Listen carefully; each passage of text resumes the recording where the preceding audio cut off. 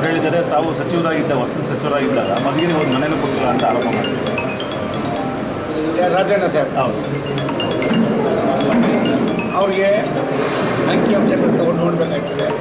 ಅನಿತಾ ಕುಮಾರಸ್ವಾಮಿ ಇದ್ದಾಗ ಇದ್ದಾಗ ಅವರು ಈ ಥರ ಬಂದ ಮೇಲೆ ನಾವು ಈ ಥರ ಮಾಡಿಲ್ಲ, ನಾವು ಏನೇನು ಕೊಟ್ಟಿದ್ದೀವಿ ಅಂತ ನಾಳೆ ಬೆಳಗ್ಗೆ ನಿಮ್ಮ ಮಾಹಿತಿ ಕೊಡ್ತೀವಿ, ನೀವೇ ನೋಡ್ಬಿಟ್ಟು ತೃಪ್ತಿ ಪಡಿ. ಮತ್ತು ಹೊರಗ್ಲೂರು ಅಭ್ಯರ್ಥಿ ಅಂತ ಅದು ಆಗೋಯ್ತಲ್ಲಪ್ಪ, ಈಗ ಅವರು ಬೆಂಗಳೂರು ಗ್ರಾಮಾಂತರ ಜಿಲ್ಲೆಗೆ ಸೇರಿದ್ದಾರೆ. ಅಪ್ಪ ಅದು ಆಗೋಯ್ತು. ನಾನು ಏನು ಹೇಳಬೇಕು, ಅವ್ರು ದೊಡ್ಡವರು, ಹಿರಿಯವರು, ನನಗೇನೋ ವಯಸ್ಸಲ್ಲೂ ದೊಡ್ಡವರು, ಬುದ್ಧಿಲೂ ದೊಡ್ಡವರು, ಅಧಿಕಾರದಲ್ಲೂ ದೊಡ್ಡವರು. ನಾವು ಅವ್ರ ಬಗ್ಗೆ ಕಾಮೆಂಟ್ ಮಾಡೋದಿಲ್ಲ. ಅವರು ನನಗೆ ಒಬ್ಬ ವೆಲ್ ವಿಷರ್, ನನಗೊಬ್ಬ ವೆಲ್ ವಿಷರ್.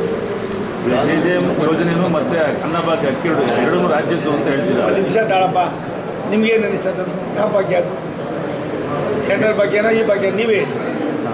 ಅದಕ್ಕೆ ಜನ ಇವೆಲ್ಲ ಹೋಯ್ತು ಕಾಲ, ಉಯ್ಯೋ ಮಾಡ್ರ ಇಲ್ಲ. ಇವಾಗ ರಾಜಣ್ಣ ಸಾಹೇಬರು ಒಬ್ಬ ರಾಜ್ಯದ ಮಂತ್ರಿ, 7.5 ಕೋಟಿ ಜನರ ಪ್ರತಿನಿಧಿ, ಅಂಕಿಅಂಶಗಳನ್ನ ಇಟ್ಕೊಂಡೇ ಮಾತಾಡಬೇಕಾಗ್ತದೆ.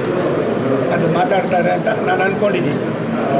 ಜಿಲ್ಲೆಯಲ್ಲಿ JDS ಜೊತೆ BJP ಸಮನ್ವಯ ಹೇಗಿದೆ ಅಂತ ಹೆಂಗಿದೆ ಅಂತ ನೀನೇ ಹೇಳಪ್ಪ.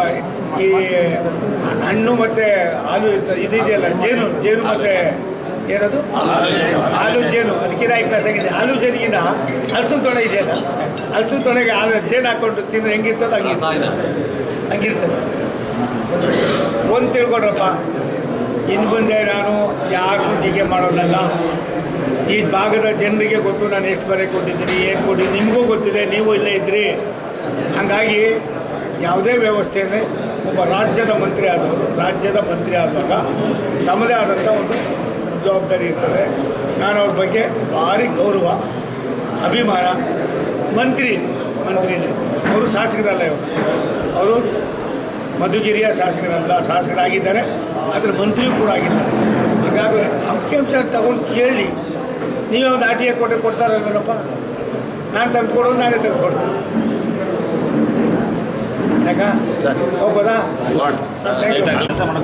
ಕೆಲಸ ಮಾಡ್ತಾವ್ರಪ್ಪ. ಅಪ್ಪರ್ ಪತ್ರ, ಅದೇ ಹೇಮಾವತಿ, ಆಮೇಲೆ ಎತ್ತಿನಹೊಳೆ, ಈ ಎಲ್ಲ ಕಡೆಯಿಂದನೂ ಯಾವ್ಯಾವ ರೀತಿಯಾದ ಸೋರ್ಸಸ್ ಜೊತೆಗೆ ಏನು ನಾವು ಜಲಜೀವನ್ ಮಿಷನ್ ಮಾಡಿದ್ದೇನಲ್ಲ, ಅದಕ್ಕೆ ನಾವು ನೇತ್ರಾವತಿನ ಇಲ್ಲ ನೇತ್ರಾವತಿನ ಯಾವ ರೀತಿ ಇದು ಮಾಡಿದ್ರೆ ಆಗ್ತದೆ ಅನ್ನೋದು ಒಂದು ಚಿಂತನೆ ನಡೀತಾ ಇದೆ. ಇದೊಂದು ಶಾಶ್ವತ ಯೋಜನೆ. ಇದನ್ನು ಮಾಡಿ ನಾವು ಭಾರಿ ವ್ಯವಸ್ಥಿತವಾಗಿ ತೊಗೊಂಡೋಗ್ತೀನಿ. ಅಣ್ಣ ಭಾಷಣ ಕೇಳಿ ಓಟ್ ಹಾಕೋ ಜನ ಇಲ್ಲ, ನಮ್ಮ ಮೋದಿ ನೋಡಿ ಓಟ್ ಹಾಕ್ತಾರೆ ಅಣ್ಣ. ಯಾಕೆ ಹೇಳಿ ಹೇಳಿದ್ರಿ ಕಾಂಗ್ರೆಸ್ ಅವ್ರ ಮನೆಗೂ ಓಟ್ ಕೇಳಕ್ಕೆ ಹೋಗ್ತೀರಾ? ನನಗೆ ಅಪ್ಪ ಒಂದು ಹೇಳ್ತೀನಿ ಕೇಳು, ಯಾರ ಮನೆಗೆ ಬೇಕಾದ್ರೆ ಹೋಗ್ತೀನಪ್ಪ, ನನಗೇನಾಗಬೇಕು? ನಾವು ಜೋಳಿಗೆ